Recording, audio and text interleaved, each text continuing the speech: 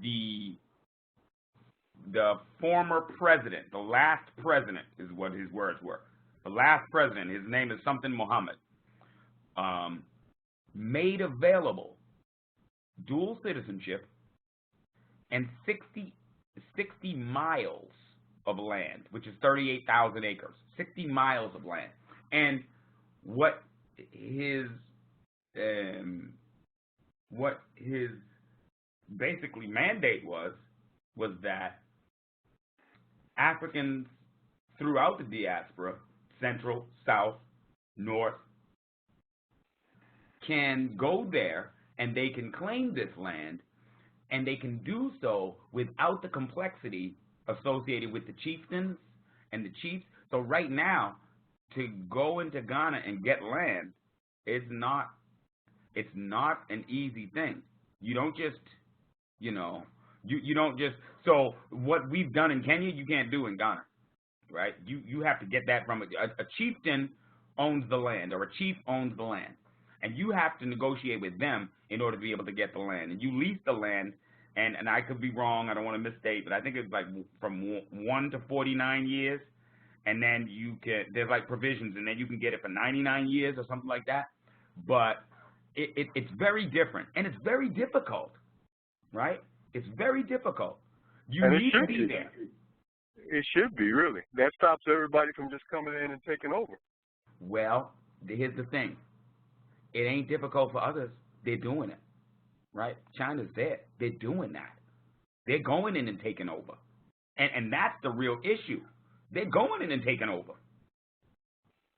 And so it's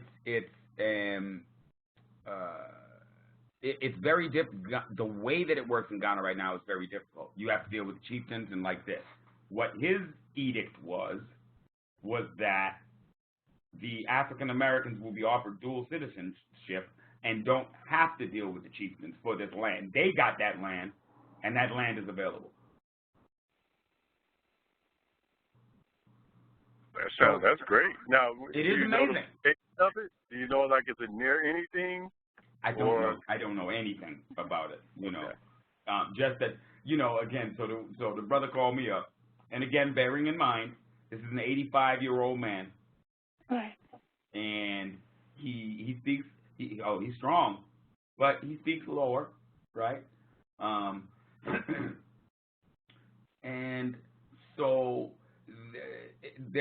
what he's basically reaching out to do is inspire me to get over there. He's saying, look, I can't tell you nothing. Right. I can't tell you nothing. You got to come here. Right. Understand? And he's also saying, and this is what I'm more focused on, okay? Because, again, as I said, 60 square miles of land is 38,000 acres.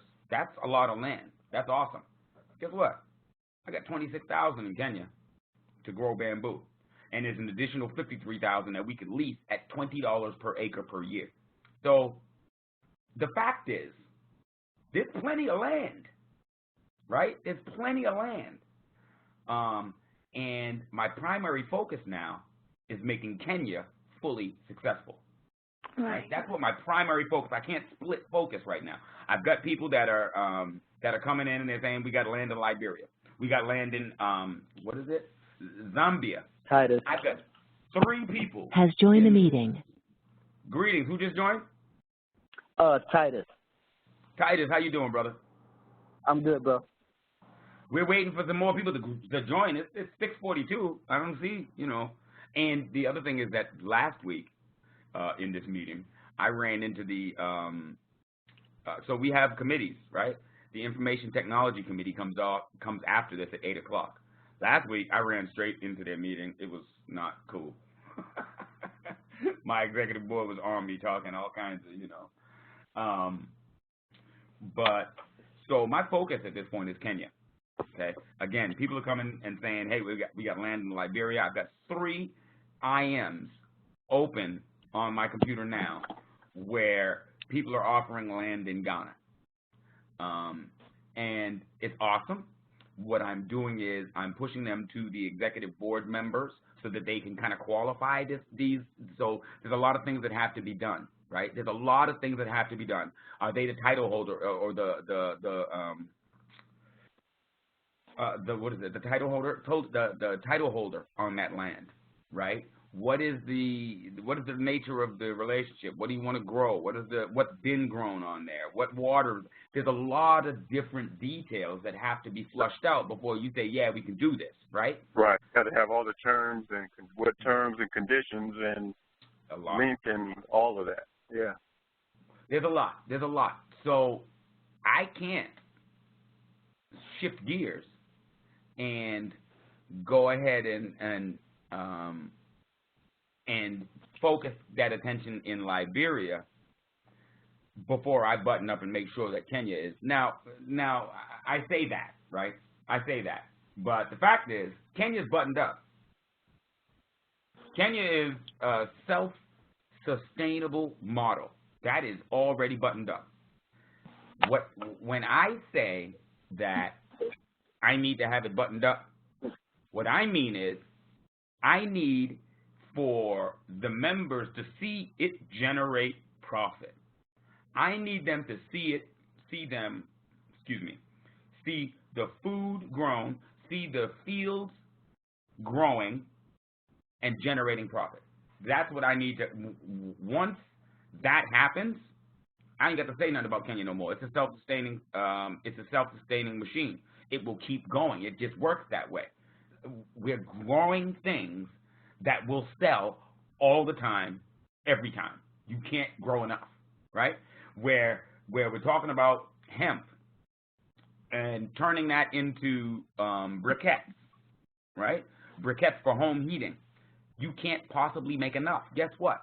In Kenya, every school, every factory, every home, every business is burning firewood to stay warm. Guess what? In Tanzania, every school, every home, every factory, and every business is burning firewood in order to stay warm.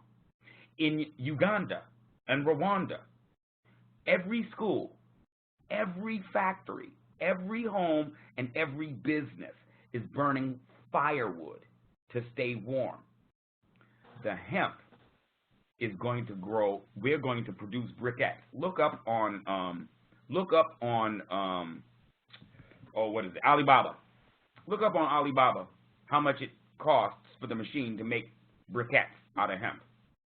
It's nothing. It's nothing. It's less than look, it's nothing. And guess what? There is absolutely no shortage of those that need that. Who just joined? Oh, Lisa, I see. Yeah, I gotta mute you, baby. Excuse me. I'm sorry. There is no shortage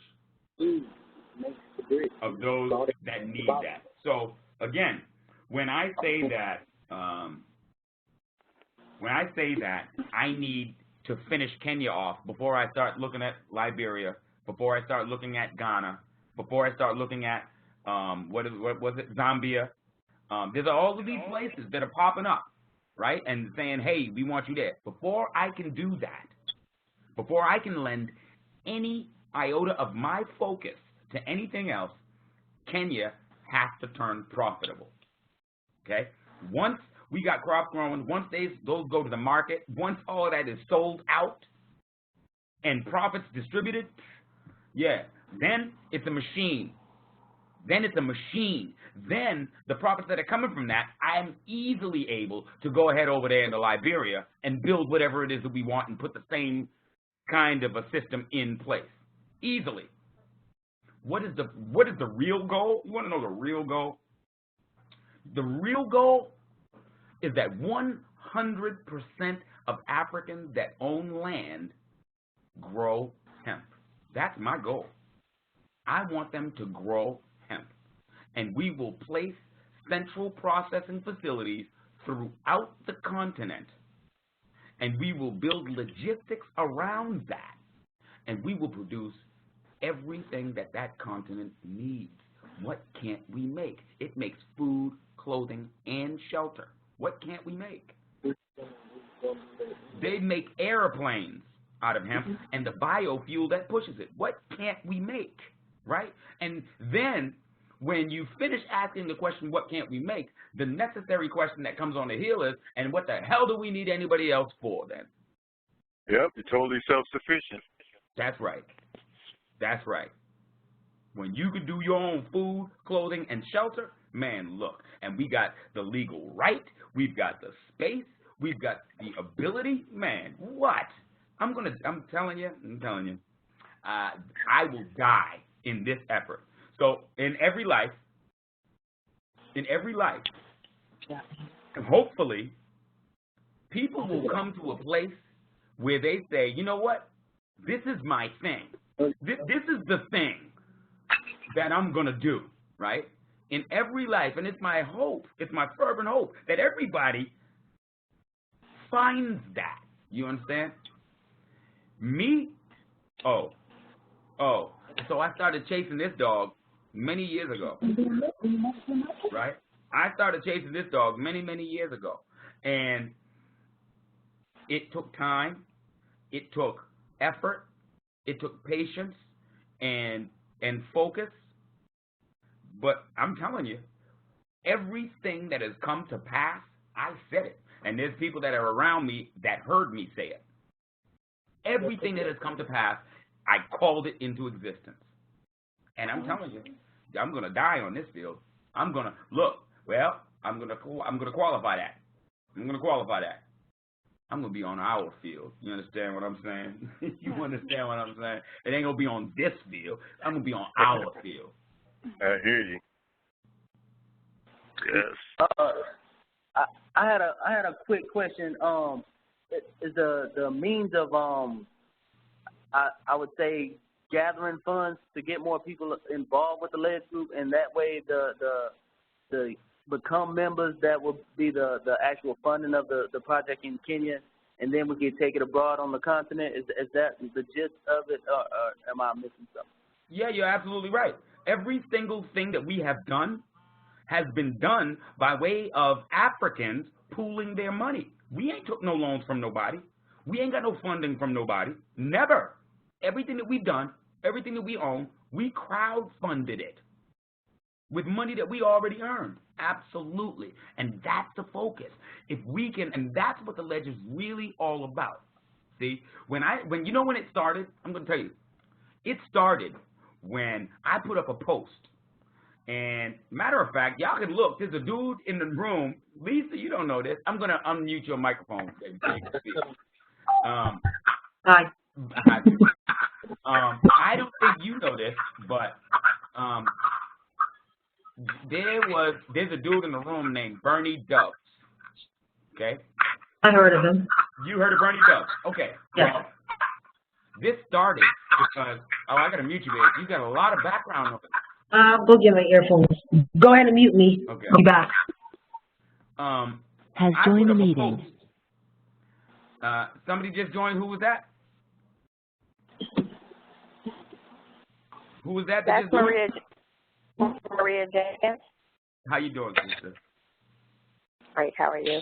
Excellent. So this started. The Ledge started, right, when I put up a post and it said, yo, you know what? I got $20 right now. Anybody else that has $20, put it with mine, right? And at the end of a week, what we'll do is we'll give the amount of money that we raise to any single mother that y'all know. Anybody that y'all, whoever it is that puts up money, y'all determine who we give it to. And we, again, everybody come with a suggestion as it relates to who to give it to. And we determine who to give it to, and we gift it. Ain't no questions, ain't no nothing else. We gift it to them, right? And that was the post that I put up. And guess what? Man, hundreds of people was like, yo, I got 20 on it. I got 20 on it. That was actually the start of the Ledge. That was actually the beginning. And from there, I said, well, now wait a minute. I have 5,000 friends. Couldn't we build a factory? Right?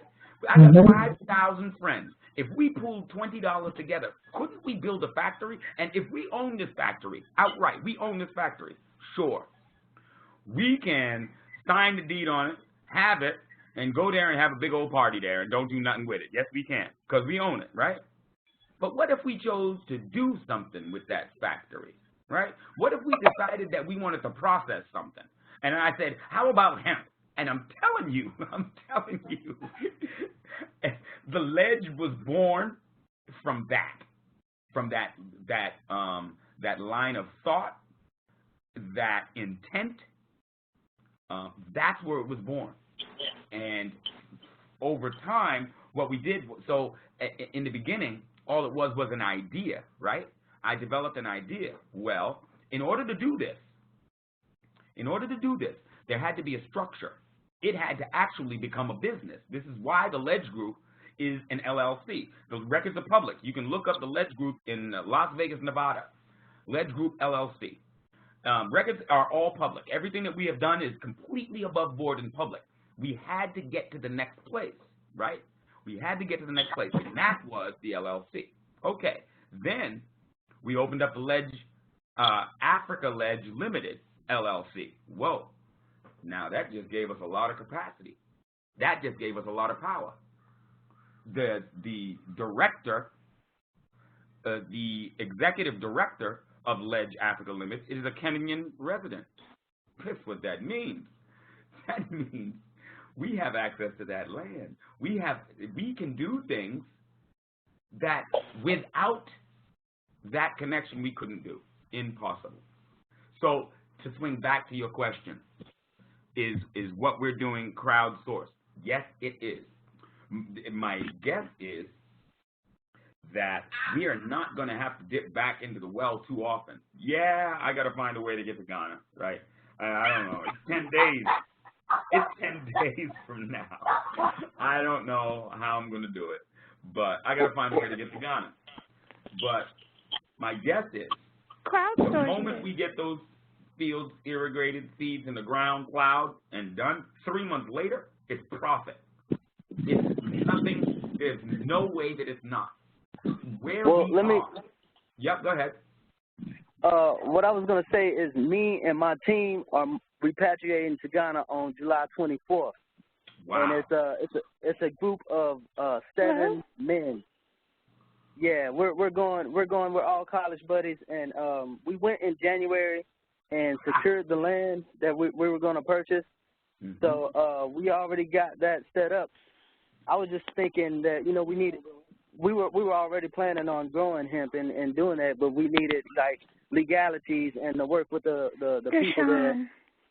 So has we left were the just trying meeting. to see if that was I mean, I know we're not going to be there for the summit and everything, but by the end of the month we'll definitely be there, my whole team, and like I said, it's 7 men. We're all ready to break ground and get whatever happening. And it's funny that I found your page and everything. That it all happened this week. Wow. And yeah, we've already grew in Colorado. We did that for 2 years, so we're pretty savvy on the grow operations and stuff. I'm just trying to get, as far as legalities with the African people and, the Ghanaian government or whatever's necessary to get on that end, get down with the legends and just whatever's necessary. Well, I'm going to tell you something. It's not legal to grow hemp in Ghana today. Has joined the meeting. Okay, it is not legal to grow hemp in Ghana. The likelihood is great. It's probably not going to be legal for some time. However, with that being said, they are growing hemp in Ghana. There is a lot of hemp being grown in Ghana right now. Who's that? Somebody got a lot of. Okay, that was you again, Lisa. Okay, I'm sorry. I tried to unmute you, give you a chance.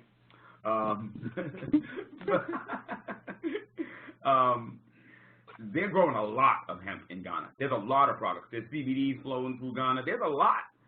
They're growing hemp. So the way that it's working right now is it's not legal.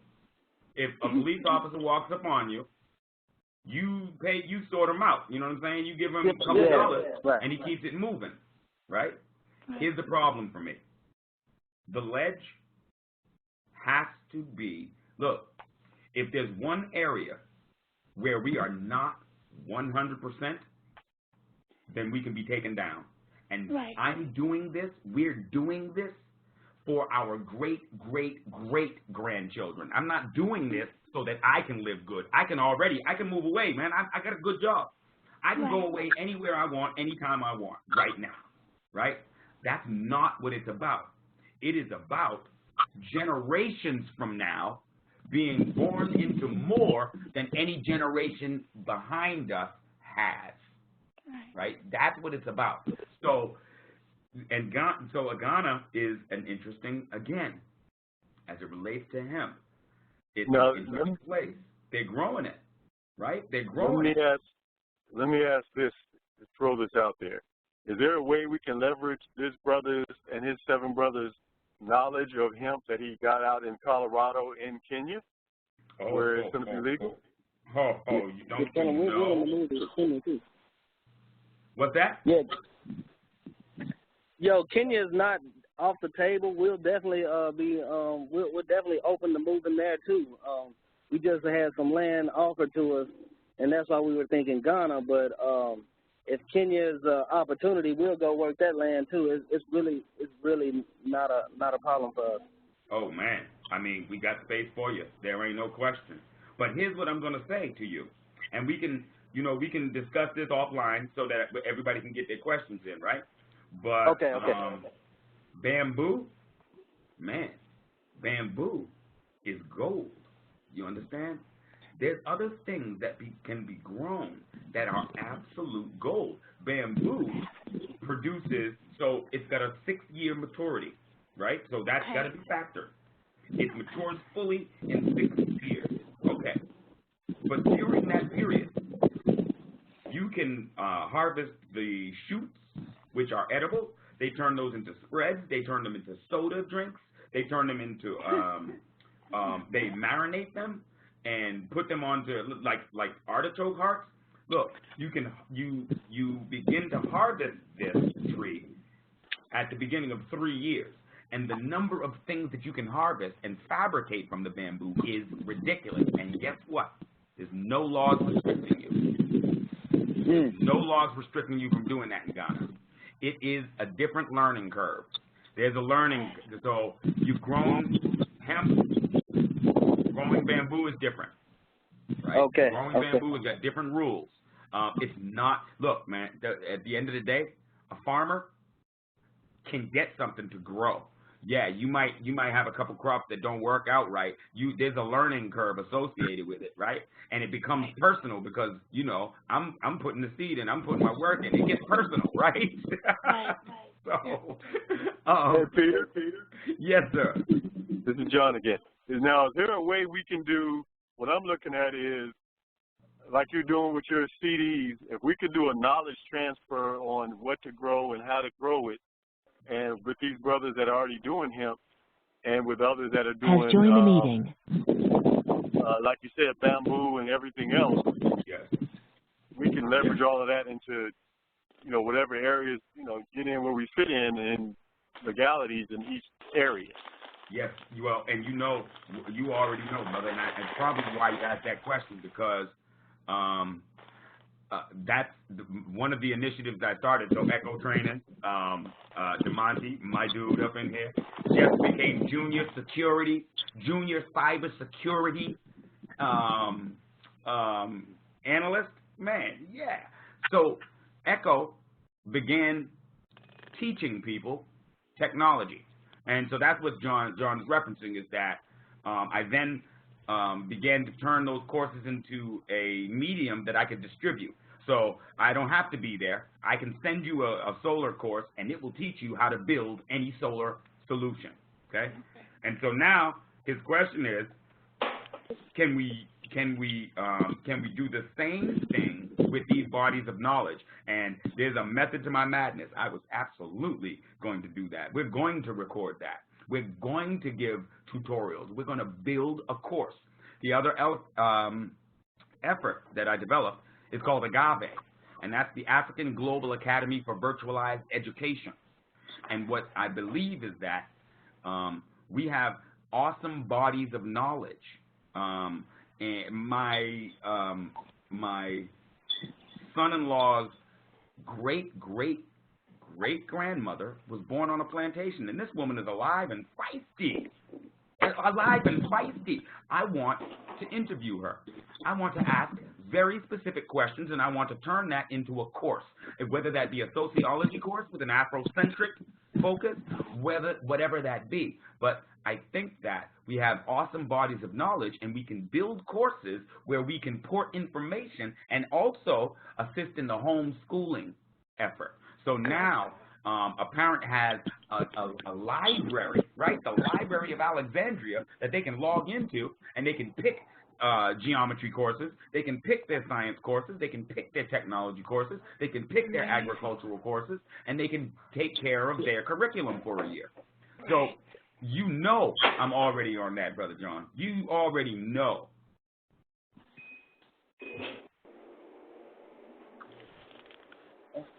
So let me just throw out one more question real quick if nobody has the floor. Are you doing like a personal Q&A thing at the end of the or how's necessarily the flow of the conversation going? This conversation right here? Right. You ask any question. Anybody that's in here, anytime, ask any question that you have. Okay. Well, like I said, this is Titus, and my crew is going to GH on the 24th of July. I was wondering if the I know it's a $400 thing. If y'all needed us to get $400 a piece, I mean, I just really want to know how all of that is going towards how we get into it. How do we become legends? I really don't know the process of, because I just got in the group like the day before yesterday. I'm fairly new. Wow. I just paid the $20 and I'm just trying to get down. I don't know the process. So there are 3 things to being a legend, right? That's the non-disclosure agreement, signing that and sending that to our administrative team. The pledge of commitment, signing that and getting it to the administrative team, and the $400 contribution. Now, your question was asked before. A husband and wife came in and they asked, well, is $400 good for both of us? The answer is it can't be, right? Because everything that we do is based on that. And every single person that is a legend sent their $400 in. So there comes a place where even if I wanted to say, yeah, well, you know what, let's I can't do that because every single other person has put their money up. You got to know how hard I'm working because, and I will say this. So what if you guys supposed to do it as one entity or a group? Say again? Say what? Are you talking to me? Yes, sir. What'd you say? Oh, I was just saying, we'll go ahead and do each individual person, but that will go to the Kenyan land and getting more equipment there to process the raw materials, and then we'll have whatever we need to set up in GH or how or what exactly will, or should we stay in Ghana until the New Year and go to Kenya, or what's the?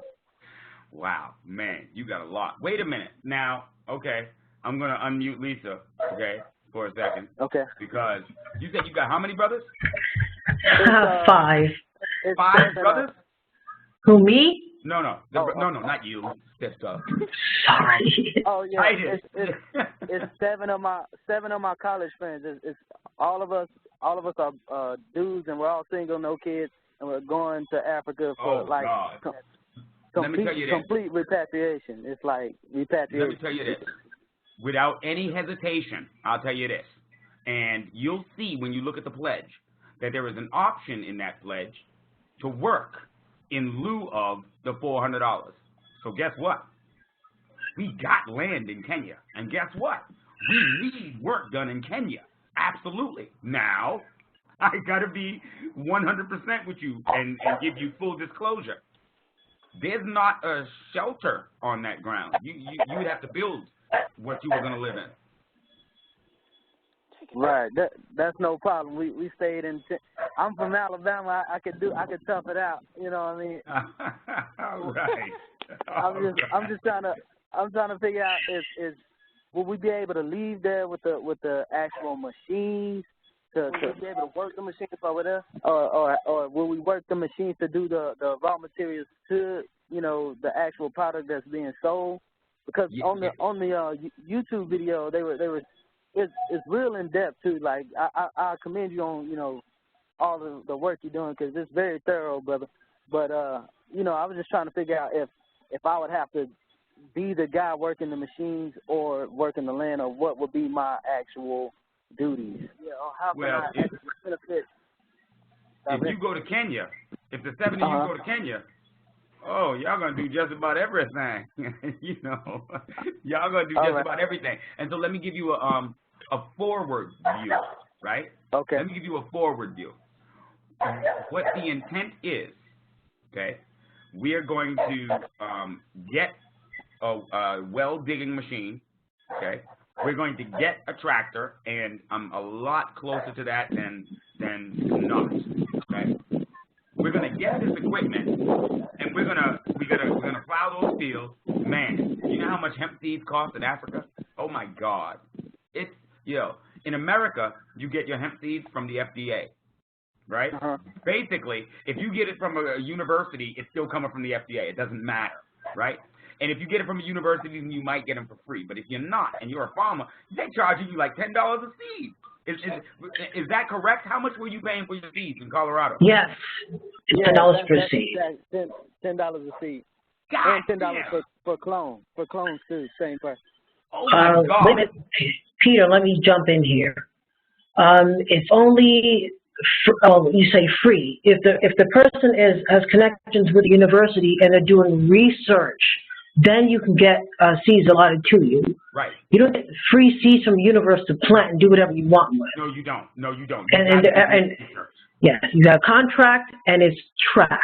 That's right. Every bit of it. There's no profit you're making. Right. From there, right? The THC is also tracked. That's right. That's right. So the FDA is selling the seeds in America for $10 a seed. They're murdering people, man. They're murdering people. You know how much they cost out there? I can get 2 kilograms of seeds for the equivalent of 13 American dollars. 2 kilograms. That's enough to do 3 acres. Right? So here's what the forward plan is. We got the license in Kenya. We got the land in Kenya. I'm going to put the machinery on the ground in Kenya, and we're going to work it, right? We're going to work it. We're going to grow every bit of that land that we can. We're going to grow some food, and we're going to grow hemp. And when that hemp is done, we're going to put that briquette machine there, and we're going to pump out briquettes. Man, I'm telling you, I know. You said you was from Alabama? Right, yeah. See, I used to live in South Carolina, and back when I lived there, I had a CD burner, and we was pumping our music at the car wash, man. I had my CDs at the car wash every Saturday. You understand? So what we're going to do is we're going to produce our product, and we're going to sell it. Now, we already have a market for our briquettes. It's already there. As I said, our executive director is a citizen, lived there his entire life, has already approached factories, schools, churches, everything. So we're good. We can't produce enough briquettes to accommodate them. That's really the issue, right? We can't produce enough. So we're going to do a harvest, right? We're going to grow our hemp. We're going to do a harvest. We're going to press that in the briquettes, and we're going to bring it to the factories and schools. Guess what? 10 days later, they're going to need more. And we got a 90-day growth cycle. So we have to stagger our growth. We have to stagger it on the land so that we have consistent product, right? The last thing you want to do is create a market and not be able to stimulate that market, right? So, but again, I want to back up and answer your question, which is, and the answer to your question is, yes, we will work that land, okay? We are going to work that land. The proceeds from working on that land is what buys whatever equipment you need on your land. Now, if we need more facility in Kenya, right? Fine. Again, I'm not really concerned about it because the amount that will come back will get us additional equipment, and every piece of additional equipment gets us more business. So I mentioned two pieces of equipment: the well digging machine and the tractor. Guess what? The tractor is going to be used for about 2 weeks. We got 100. How many acres we got? We got 200 acres now. 2 weeks. That plow will run constantly for 2 weeks, and that'll plow those 200 acres. Guess what? After that, it's going to sit. It's going to sit. After those 2 weeks, for the next 3 months, that tractor isn't doing anything. Guess what you can do? You can lease it to other farmers. You can lease it to other farmers. It's a business in a box. It doesn't stop working. Guess what? The well digging machine, we're going to initially build 2 well sites, and that's going to take care of those 200 acres of land, okay? Easy. Guess what? Once we're done drilling those wells, that machine is sitting on the side. It's not doing anything. That is a business in a box. So now, every other farmer that needs a well, yeah, we can do that. We pay the hydrogeologist to test the ground, validate that there's water there, and we dig a well for the people. And we charge them X amount. Now, what they're charging today in Kenya to dig a well is, oh, my love, I don't know if I'm right or I could be mistaken. I think it was 7,000. Yeah, it's 7,000 KSH per foot. 7,000 KSH per foot to drill a well. The well digging machine that we have goes down 300 meters. So what we're talking about is each purchase doesn't just serve us, but it is a piece of equipment that will serve on the continent. You understand? Indeed, indeed. So yes, we will work that land, and we will work that land until it is profitable. And once profit comes from that, we reinvest in the land here, there, and everywhere. We reinvest in each other. So you and them 7 brothers, you decide once you're done, once we've done that, you decide that you're ready to go to Ghana. What do you need in Ghana? What equipment do you need in Ghana, right? And what the Ledge, so here's what it is. The Ledge partners with you. The Ledge is a partnership with you. Okay, so you're going to Ghana, you got 7 men. What equipment, what facility do you need built? And guess what? The Ledge invests in your business on your land to build that facility for a percentage of your profits, okay?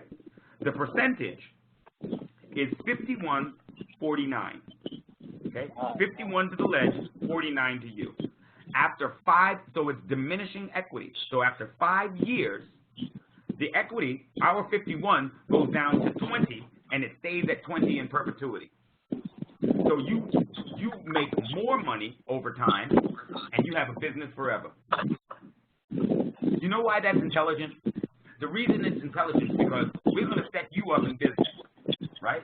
We're going to set you up in business. And when that happens, you have a vested interest in making your business viable. It's you, right? It's up to you.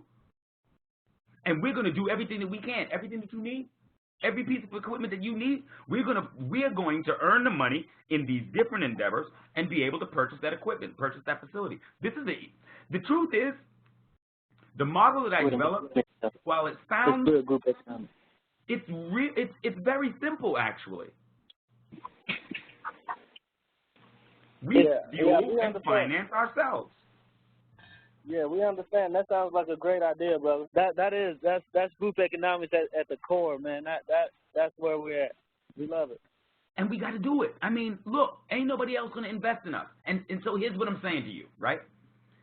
$20 is going to buy me 5 Cinnabons, right? Maybe less, 4 and a bite, right? It's going to buy me 4 Cinnabons and a bite. But guess what $20 can do in Africa? Guess what it can build, right? So these same little dollars that we're spending every day, right? These same little dollars, if we was to pool those and put those towards a given mission to build facility, do you think that we could build a factory? I mean, you think that we could build something where it's profitable for those Africans there and profitable for us here? Hell. And then after that, do you think that doesn't create a repatriation vehicle? That brings us straight in. And that's where we are. We are in Africa now. Yeah, we're into it. Yeah, we're totally down with it, brother. I guess we're gonna get all the brethren together. We're meeting up in Atlanta on the 4th of July, and we're getting everything worked out. Man, look, let me tell you something. My executive director moved out to that land, and I'm going to say this. I'll say it publicly so everybody can hear it. When he told me that he moved out to that land, and he took the sheet metal from roofs. They use sheet metal for roofs. It's that wavy type material.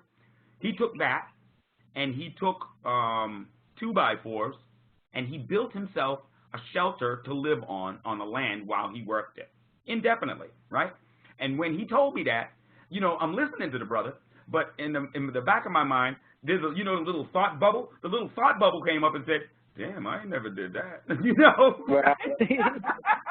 Right? And so I'm hearing him, and he went there and he built this shelter, and he lives there every day. When we're talking in the Ledge Group, and I'm showing you all pictures, it's because he's on that land and he's doing this work, right? Every single day. He's got a wife and children. He left them. He's just on the land right now, right? Let me tell you something. He says to me every time man, look, he shows me beautiful pictures, and I say, man, I can't wait to be there. And he's like, stop it, come, I want you here. He's bored to hell. I think that's what it is. He ain't got nothing to do, man. He's got a couple of brothers out there, and they be playing. You know, y'all. I think I shared some pictures. They be out there playing at night, climbing up on the walls that they built and all that, right? But man, he tells me every day, please, absolutely send anybody. Send anybody. Everybody. So I'll tell you, that is a marriage made in paradise. And so without me, because I get beat up by the executive board for having a big mouth. I do. But yes, he does. But am I misspeaking when I say that those 7 men, $400 contribution is waived based on the fact that they'll go to Kenya and do work? Is that in the pledge, isn't it? Actually, it's not. That's not accurate. There's options. If you have your own land, it's different from if you go and work land. If you work land, your $400 comes out of your profit. This still has to be something that we contract as an LLC. When will we have to work? So it will come out of your profit. I also want people to know that this is not Mr. Rogers' neighborhood you're going into. And when we say it's wild, we're not talking about camping out. It's roughing it like you've never roughed it before. Oh, it's lions. There's lions. This is not pretty. Yeah.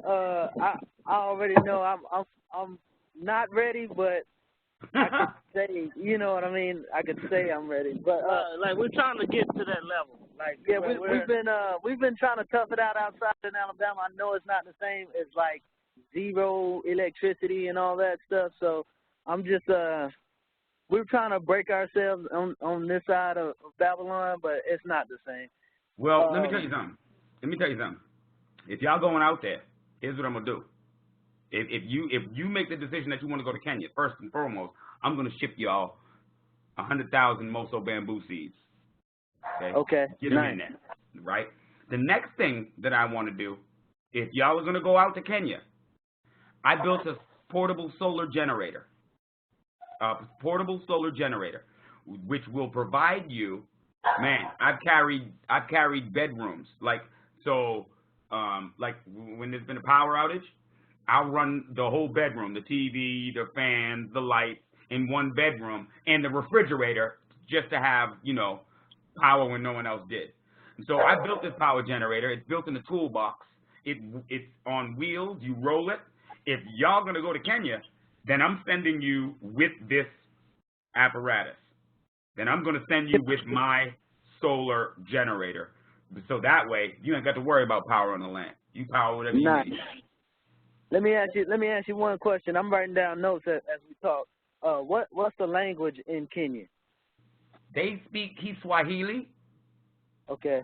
But further, again, every time I speak to my executive director, and this is recorded, and I'm going to share it in the room publicly, so he's going to hear it. But every time I speak to him, I feel smaller and smaller. The man speaks like 6 languages, right? Like, and so he calls himself a farmer, but he speaks like Nietzsche. Like, it blows it makes me realize how very, to use the word in the very literal sense, retarded we are here in America. The things that they do, the things that they can do, man, wow. It's phenomenal. And he calls himself a simple farmer. Shit, I dare you. I dare you to have a conversation with my executive director in Africa and come away and tell me that that's a simple farmer. Shoot. Okay, so we can understand what he's saying. He can understand us. Oh, absolutely. They speak English. Oh, you got to understand. This is the old British colony. Oh, when you go into the court there, they got the white wigs. It's kind of like Ghana. Yeah. They've got aristocracy, right? They've got aristocracy where, you know, it's like the British people. And so that's the thing. That's what you'll notice. When you speak to them, you hear like the most proper English you can imagine. It's British English. You understand? Mm-hmm. So, brother, everything that you're talking about, absolutely. Let's get your men to Kenya. Wait, and before you go, and I'm sure my wife will also attest. Before you go, we are going to load you all down. You ain't going to you got 7 men. We're going to pack mule you. Yeah. My dude. Well, and you know what else? She said it very clearly. This ain't no vacation. There are hyenas. There are elephants. It's when on the night, it gets cold in the night in Kenya. Cold. My brother didn't have no blankets. He didn't have no blankets. My wife sent, as soon as we found out about it, my wife sent money. Go get some blankets, please. Anything else they needed or wanted, make sure it was enough. Again, you got to remember, they're out there. It's the outdoors. I don't want them to. Can I tell you in truth? I wish I was there with them. I want to be that pioneer. I'm tired of this, man. It's all shiny. Look, man, let me tell you something. I don't know how many of you know this. I live good. I have a really good job. I never go to work. I work from home 5 days a week. I live in a house that's 4,700 square feet. I live good, man. I got an American muscle car in the backyard. I got my car in the... Look, I live good. I don't need anything. I don't actually have to be the CEO of the Ledge. I could disappear into Africa and never see anybody again. But guess what? You know how many of our people are doing that? You know how many people just go there for self and they forget everybody else? And they're not really doing anything for Africa? And they're not really doing anything for their people here? I can't be that. And that's not how I'm built. So I'm not going alone. I'm going with all of you. I'm going with all of you. I'm not going alone. We're going. Word. Okay. So these brothers, let's load them up. Y'all meet. Some of the seeds will be there before you get there. Some of those seeds will be there with our executive director before you guys even get there. It's going to take a little while. Yeah, don't rush. We're not sending you right now. Oh yeah, to take a little while. We're gonna be in Ghana until the New Year. Like we were planning to stay until New Year's anyway. So we're gonna. When were you planning to go? Next month. We'll be in there. Okay. Okay. Yeah. Okay. You'll have to keep in contact with us then. I'll be right back. Well, for sure. Yes. We need to have a conversation. Right. Some of the seeds will be there with our executive director before you get there. In fact, I think there's some in transit now. And the rest, whatever he asks for, depending upon what the need is. We don't want to plant, 10 million broccoli if they have broccoli. So right. we're working that out, all those details out with him in his market.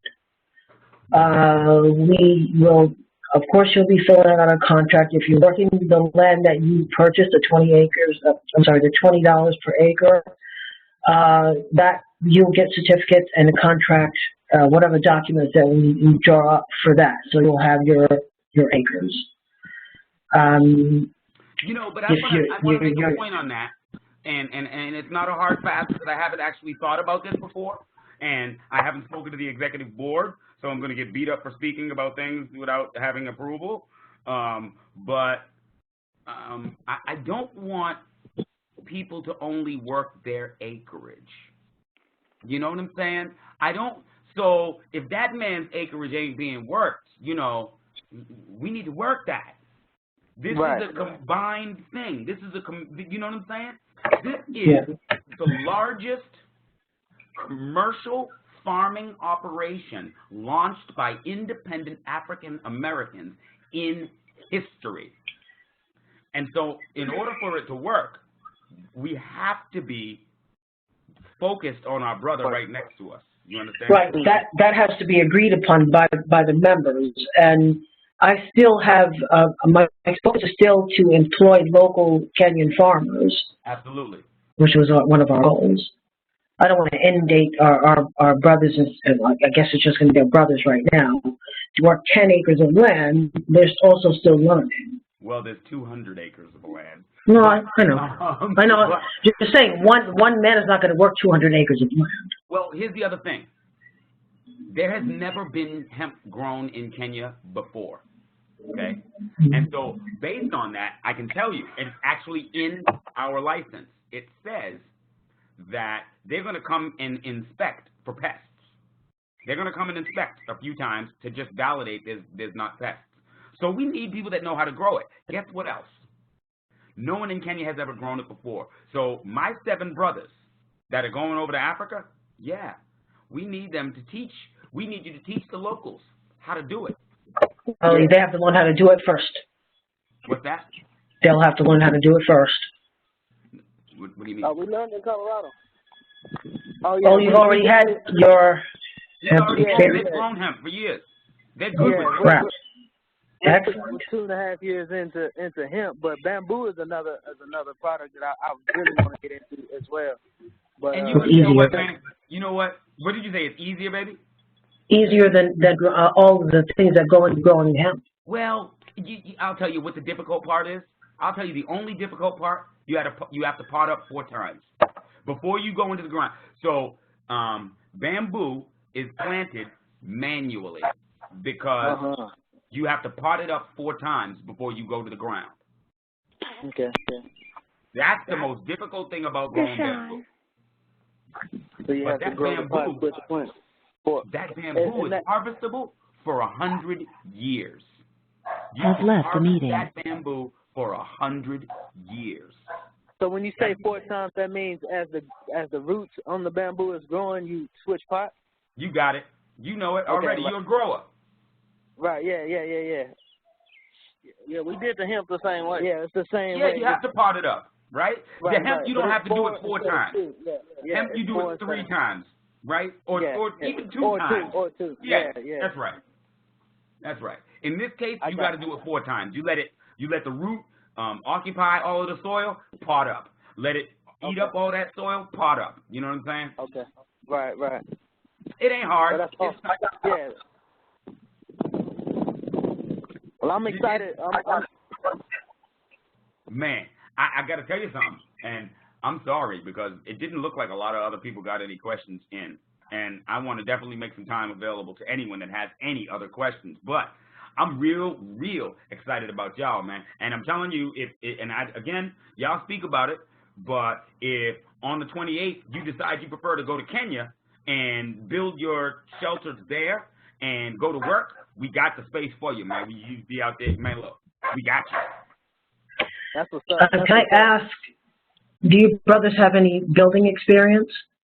I wasn't here on the beginning of the call, so I missed a little bit. We have little experience with power tools, but as far as like carpentry and just like we really on the fence. But we do have a couple guys that do welding, and we have a certified welder on our squad. But other than that, we're all like real herbalists and like you said, farmers. But well, a kit. What do we call those things, Peter? Those round houses. Dome homes. One small dome home. I'm not sure if you all can fit in it, but those things are, you just follow the instructions. Yeah. So that's an option. Idris has joined the meeting. Quick question: Do they have storage containers? We don't have one. What we're gonna do, and so we're working on shipping tractor and some vehicles into Kenya. Now, the cost of buying a shipping container is not that huge, right? It's not that big. But the issue is it can go from the UK to Mombasa, and then from there it can go by railway to Nairobi, but then from Nairobi to the land it has to go over the road, which is, again, that's going to be expensive. That's going to be more work. Yeah, probably more expensive than so work. on the first trip that's going over in the shipping container, we're going to rent the container. We're going to put our tractor in it. We're going to put the vehicles in it. We're going to load it up with Rice Krispie treats and everything that we can put up in there. And we're going to send that on. And he's going to show up over in has left the meeting with 3 men, grab the vehicles, grab the tractor, and move it on back to the land. And then when we can grab a shipping container, then we will. And that will be our storage.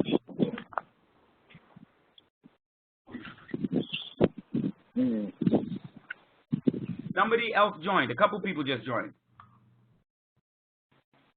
Hey, Peter. Hey, everybody. This is Lorraine. How you doing, sister? I'm good. Thank you. Excellent. True peace to everybody. This brother Idris Zunak up in Alaska. Yes. How you doing, brother? I'm maintaining, man. I'm at my justice right now, trying to get off so I can get back home to my children and stuff. Yeah. So. Yeah. Well, we did that research in Alaska and came back with, oh, no. Don't very expensive. Don't go to Alaska. Yeah. Well, it's expensive for the melanin, too, you know. Yeah, oh, trust me, bro. I've been up here for a long time, and I'm so ready to get out. I'm missing the sun, bro. Whenever I travel, my highlight is the bathing in the rays. A lot more, and that break from the long, cold winter, man. I can't even imagine. But then, like, our summers are, like, totally crazy opposite because, you know, we deal with that 24-hour daylight, and you get an excessive amount of sun in the summer, but it's only, like, 3.5 months. That is so bizarre. I cannot even imagine. I'm telling you, bro. It's crazy, man. Your sleeping habits really have to adjust because the mental psychology of the daylight still coming into your windows keeps you stimulated and awake. Yeah. Oh, you know what I'm saying? You know, like I get off work or I get up for work at 4 or I'm already up because of my hours, but I'm up at 4 to head out the door to drive this 40-minute ride to work. And, you know, you don't need headlights. It's daylight out. Now, the sun will be below the horizon, but the sky is blue enough to where you don't need headlights, bro. It's crazy. Wow. That's amazing. Yeah. But just actually over the time, and as I mentioned, we do have the IT group meeting after this one, and I want to be respectful. I want to make sure that everybody, again, even if you didn't come up with your questions or you didn't get them in, I'm gonna do this every week. I'm gonna make sure that I'm available every single week, so that y'all can come in and ask any questions that you have, man. Everything is open. I almost said it, and I know that Lisa would kick me. Has joined the meeting. But, and it's not really a necessary thing to do, but I'll tell you, I'll show you every receipt. I got no problem with it. Complete open books. It doesn't matter. It doesn't matter, right? I have a question, Mr. Peter. Yes, who is that? Yeah, this is Ivan in Dallas. Yes, sir. How are you? I'm doing good. I'm doing good. I've been thinking about when after we leave the land, right, and the first harvest, if 1 acre is $1,900, you know, and let's say you leave like 12 acres, and that's gonna be a huge amount of cash that's gonna be transferred from the Ledge account to our account. Yes, will that raise a suspicion from the FBI or from the bank or anything? Also, there are fees related to tracking money, wiring money from account to account. Can we know which bank does the Ledge have an account with, so we can open the account with them, and that way it's going to be easy it's going to be free to wire the cash? Yes, absolutely. The bank that we use is called Sovereign. Isn't that interesting? The bank that's fresh. But to your point, because you bring up a really good point. Right. Why would we be pushing money back into America? Right? Why? Just to pay taxes? Right? So we didn't make it here. Why we owe them? Right? So what I'm thinking, and as I said, I developed this model, but I need you all. I need this Q&A. It's not just for you. I need you to help me think through the very best process. I'm thinking about accounts in Belize. I'm thinking about accounts in Belize, and what we do is we do transfers there over the internet, right? You log in your bank in Belize, I transfer from Belize to that Belize, and you do whatever you want with your money. If you want to report it and you want to bring it in, then you do that. But I don't see no sense. Hey, Peter. Yes, sir. Hey, this is Tyree, and I was just thinking about what you said and everything that's going on as far as the transferring, and it's just an idea, but we may be able to use the whole cryptocurrency, Bitcoin, to transfer the funds. Just an idea. Yes. Oh, that's a great idea. Well, and the other thing is we've got our chief investment officer, and he's always working. And there are, and I don't want to throw out too much without having, a lot of work done in it or a lot of visibility into it. But some of the things that we've looked at was turning cash into gold. Right. Yeah. Cash into gold, which, again, in my mind, why would I want paper? You know what I'm saying? Right. And there are these companies out there where you can turn it into gold and you can get a credit card that is actually spending gold and not currency. Yeah. Oh, wow. I'm liking that. Oh, yeah, it is. Yeah. So you're getting to the point. I'm sorry. You're getting to the point where you probably have your own currency. Right. That's what I'm talking about. That's what and so now you got to be careful. Y'all got to be careful. Out here calling me the leader, talk about new currency. I'm gonna get Gaddafi. You understand?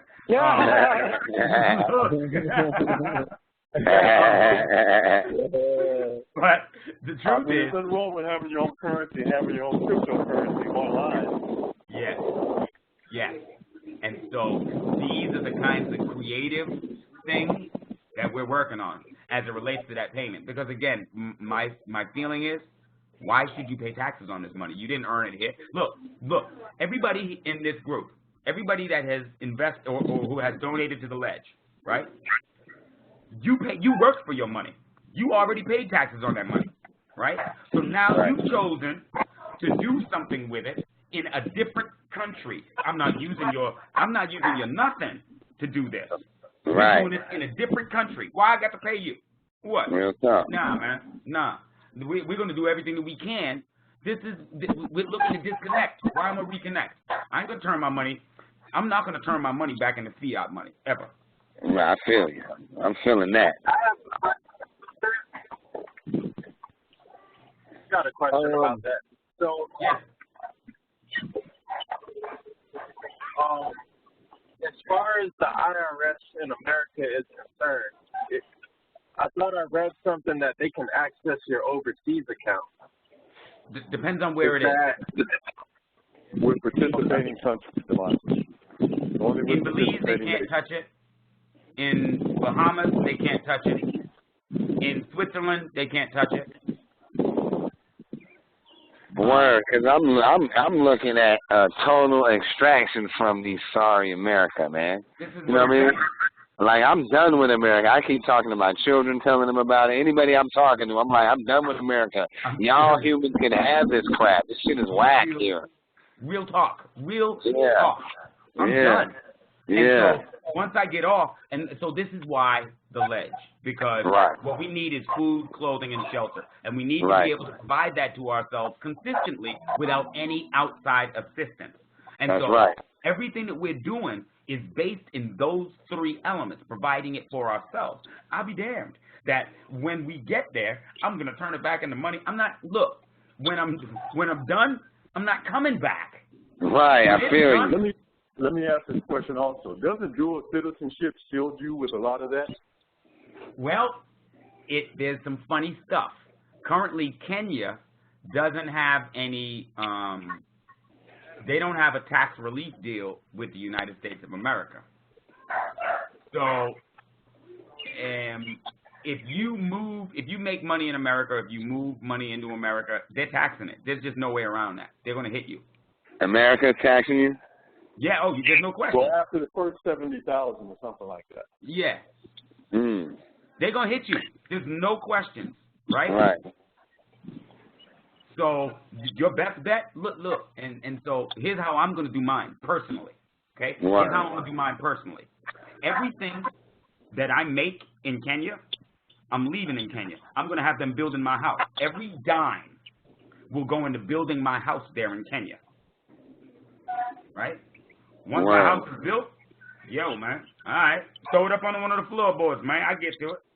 Right. I feel you. Don't ship it here. No matter what you do, you're going to see a big letter. Don't ship it here. What are you doing? Well, like you said, the value is not in the fiat form no more. It's more in, materials. You know what I mean? So, if anything, go ahead. Go ahead, bro. I'm saying, like, if anything, I mean, that's all we're looking to do is raise the value or the quantity of currency and use it through other means as opposed to fiat. That's right. That's right. So, the fact of the matter is this, okay? The fact of the matter is this. When I began this, as I said, it's about food, clothing, and shelter. Well, I realized a long time ago that as long as we were exchanging this man's money in this man's market, we would always be making his market and his money stronger, right? Right, so I got to the place where I realized that the only way to live this life is to live not needing his money. And the only way that you can ever get to that place is through using his money. There's no other way. You can't, if you don't have his currency to begin with, you're not getting a tractor. You're not getting a well digger. You won't get to the place where you can sustain yourself without capital. You have to have capital, right? Right. And that's what brought this into being. So, guess what? We're going to buy a tractor. That thing ain't never going to touch U.S. soil. I got when I went and got my business license, right? Because we're registered in Nevada. But in order for me to open up a bank account, I needed to have a local address. So I opened up a business account in my local city. And while I was standing there, I think my wife was with me. While I was standing there, they was asking, what kind of business I was in. And I backed up and I was like, wait, whoa. I ain't never going to do business in your city. Ain't going to be $1 that passes hands in your city. Trust and believe it. Yeah, the rules were different. If we had answered them the way they wanted us to answer them, it would have been a whole different situation. Yeah, they needed to come inspect your property. Remember all that? Man, look. Nah. You ain't got to worry about none of that. None of my money is coming back here, ever. So the way to get to the place where you don't need their money requires money. And that is what has brought the Ledge into being. That's exactly what we're doing. We're taking those pennies that we got, those cinema buns, right? We're taking that and we're turning that into capacity. And so what are we spending money on? We're spending money on a hydrogeologist so that we can dig our wells. And those wells will provide us water for 100 years. Yeah, I'll spend on that. You understand? We're spending money to get a tractor so that we can plow our hundreds of fields. So guess what? When I fall asleep and I need to get out the tractor and go on into my cabin, I'm hitting up Titus. Jump in the tractor, man. Go on, keep plowing, bruh. We got to get these fields plowed. We got to get these seeds planted. Once we get this equipment, what do you need money for? Once we have seeds, so the hemp seeds that we're going to get, that's going to be something different, Titus, as well. They regenerate. These are clean seeds, man. They propagate forever. So, has joined the meeting. We get males and females out of those. This is what I'm talking about, right? So these seeds are going to propagate forever. And with that in mind, once you have your tractor, once you have your seeds, once you have your well digger, what else do you need for the rest of your life? You provided for yourself food, clothing, shelter. Forget your money. I don't need it no more. Right. We eating zucchini and squash and chia seeds, and we eating good. And we're eating real food, right? We're eating food that we raise, and we ain't asking nobody for nothing. Yo, man, I tell you what, you couldn't. There's not a dollar value that you could place on that. I want to be free. And there's just no gray area to that. That's right. Brother Peter, I have two questions. Yes, sir. Yes. One concern the lady that accused of being a scam. I don't know if you addressed it already, but I think she has too many people commenting on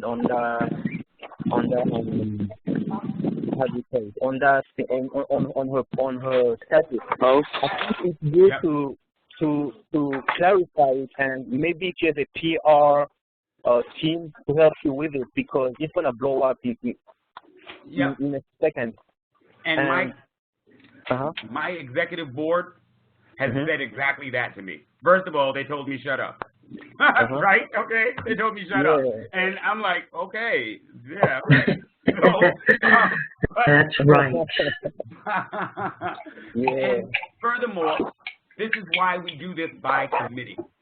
Because I'm not brilliant. I don't know everything. I got mistakes. I got flaws. I got all of that. Right? That is why everything that we do is by committee. And I've said very clearly from the beginning, each and every member is going to have to be the CEO. So, while y'all point at me and having fun and watching me, guess what? Each and every one of you is going to have to be the CEO. And the reason being so that it can never be taken down. That's right. There is no leader to this. We are a 9-headed hydra. It can never be taken down. And so each and every one of you will be the CEO. So in my mind, I will tell you, personally, I didn't even think about it. I can't see her words no more. I didn't even think about it. Anybody that knows me knows that I send ambulances to people. They know that I pay my money to send 50 sisters to get their gun licenses. They know over the years, I give. I don't take. I don't need anything. Real talk, ain't nobody ever heard me say anything else like that. And say anything other than that. And furthermore, in my entire life, let me tell you, I'm gonna put it on recording for everybody to hear it. It's gonna sound crazy. In my entire life, yes. In 5th grade, I was on heroin. I've told everybody that. 5th grade. Let me tell you what kind of horror had to be happening for that to happen, for that to go down. Furthermore, let me tell you what kind of strength it took for a child in 5th grade to not tell anybody and to come away from that. That's one. But I was also on crack many years during the crack era. Man, I was born in the 80s. I was born in the 60s. So the 80s was, that time. And so I was addicted to crack. Guess what? To this day, and I promise you, I can put a post out right now. To this day, even people who smoked crack with me, I don't owe them $1. There ain't a man on the planet Earth, not one alive or dead, not woman or child, that can ever say Peter Brown owes me anything. I pay my bills. Even as a crackhead. I'm telling you, I can put a post out without trying to put people's names out there and ask them, if you smoke crack with me, tell me, who bought it all? Do I owe anybody? And I don't want to make light of it. We're talking something that was 20 years ago, 25, 30, 20 years ago, right? But it is to say that if you ever ask me a question, man, I ain't got no fear in my heart. I'm going to tell you exactly what it is. And furthermore, ain't no person on the planet Earth ever going to tell you Peter Brown scam. Now, let me back up. When I was a youngin' on the drugs, I stole everything. I steal the shoelaces out your shoes while you walking past me. I was just grimy, right? I was a liar. I was all of the things that I didn't want to be. And in order to come out of that, in order to come into power, I had to become all of the things that I wanted to be. And so I wanted to be honorable. I wanted to have integrity. I wanted to be disciplined. I wanted to be courageous. And so that's what I had to become. So I became the 180-degree pendulum swing that I had to become. All right, so your point is taken. I'm going to shut up, right? That's the first thing. I'm going to shut up. And we need a PR. Yes, the PR team is in fact working on it. Now, my brothers and sisters, it's 7:56, and I can't do this to the team. I can't do this to the IT team. They have to get on. They're going to use this WebEx. And they've got to get on to do their work. One last question, just one last, please. Okay. Yes. The governments in Africa change all the time, and they make their own rules. It's just like here in America, where everything is structured. If the next government or the third or the fourth see our community over there thriving, like making a lot of money after we build all those houses, after we build all those things, how are we going to protect ourselves? That's a great question. We're going to take it. That's a great question. The only protection that we will really have is our legal leases. The fact that we have this land for X amount of time is what will protect us. Okay? Outside of that, and that's a really good question. Outside of that, what's to tell you that the Americans are going to honor their word when you buy a house here? Right? They made treaties. They made treaties with the Native Americans, and we see how that worked out, right? America wants your land and wants your farm. They can do eminent domain and take it.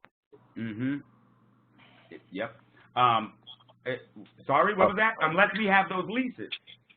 And even if you have those leases, guess what? The government can change. And the government can say, whatever they want. This is why we try to engage so if you've seen some of my words that I can't post anymore, you'll see that I'm mentioning the Minister of Agriculture. I'm mentioning the Minister of Land and Housing. I'm mentioning ministers of all of these different areas because we are developing the relationship, getting everything on paper as best as possible to protect against that very thing, right? At the end of the day, can we be 100% sure? Nah, there's no way. No way. But my beloved, as much as I could sit here, man, I'd love to sit in the end. But we got to let them off. We got to let them get this WebEx. Okay, family. I'm saving this recording. I'm going to post it in the room so everybody can listen to it. And next week, we're going to do it again. Join me, man. Come in. If you didn't get your question answered or you didn't get to ask it, please write it down, and because I want to answer it. All right?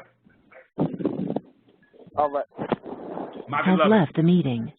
Uhuru. Uhuru. Titus. Good night, Has everyone. left the meeting. Good night, baby. John. Good night. Has left the meeting. Demonte Melvin.